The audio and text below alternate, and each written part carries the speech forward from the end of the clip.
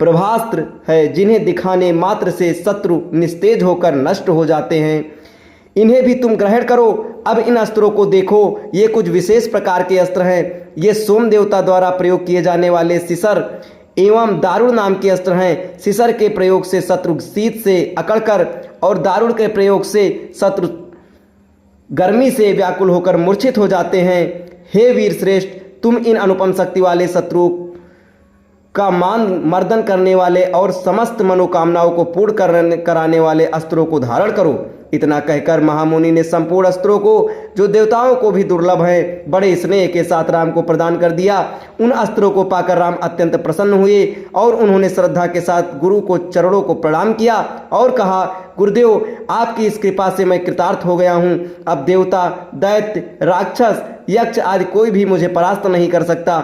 मनुष्य की तो खैर बात ही क्या है, किंतु मुनिवर, इसी प्रकार के अस्त्र गंधर्वों, देवताओं, राक्षसों आदि के पास भी होंगे और इनका प्रयोग वे मुझ पर भी कर सकते हैं। कृपा करके उनसे बचने के उपाय भी मुझे बताइए।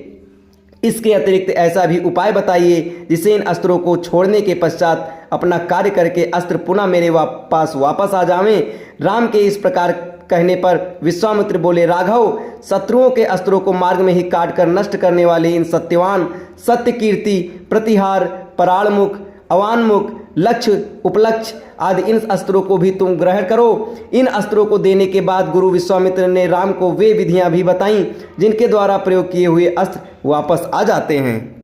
चलते चलते वे वन के अंधकार से निकलकर ऐसे स्थान पर पहुंचे जो भगवान भास्कर के दिव्य प्रकाश से आलोकित हो रहा था और सामने नाना प्रकार से सुंदर वृक्ष, मनोरम उपत्यका एवं मनोमुग्धकारी दृश्य दिखाई दे रहे थे।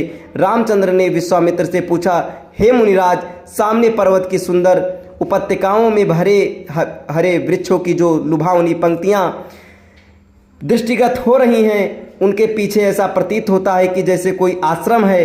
क्या वास्तव में ऐसा है या मेरी कल्पना मात्र है? वहाँ सुंदर सुंदर मधुरभाषी पंछियों के झुंड भी दिखाई दे रहे हैं, जिससे प्रतीत होता है कि मेरी कल्पना निराधार नहीं है। ये जो श्री राम जी की कल्पना है वो निराधार है या उसका कोई आधार है, ये आपको अगले वीडियो में बताया जाएगा। तब तक हमारे साथ बने रहें। धन्यवाद।